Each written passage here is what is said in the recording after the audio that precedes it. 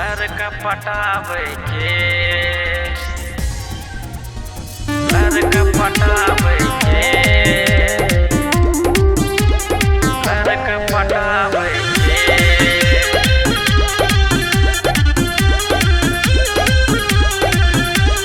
सपना कैसे देख लेली शादी करके सपना कैसे देख लेली शादी करके कहाँ से दिमाग लगैली गे लड़का पटावे के कहाँ से दिमाग लगैली गे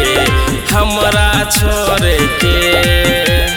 केकरा से सिखली जान लड़का घुमावे के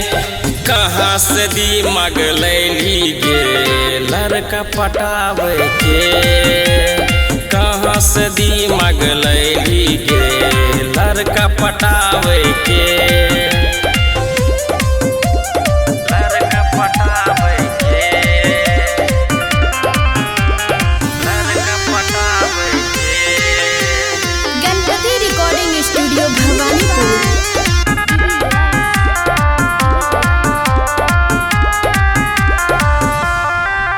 हम ते सोच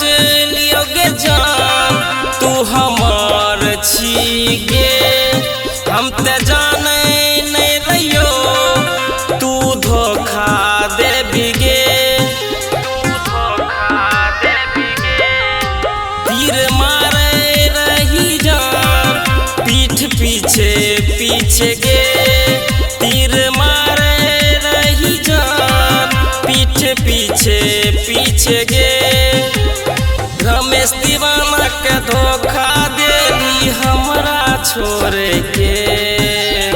कहाँ से दिमाग लगैली गे लड़का पटावे के कहाँ से दिमाग लगैली गे लड़का पटावे के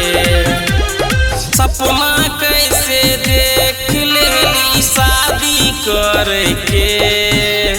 सपना कैसे देख लेली शादी करके कहाँ से दिमाग लगैली गे लड़का पटावे के कहाँ से दिमाग लगैली गे हमरा छोड़ के केकरा से सिखली जान लड़का घुमावे के कहाँ से दिमाग लैली गे लड़का पटावे के कहाँ से दिमाग लैली गे लड़का पटावे के मिक्स बाय अजय स्टार।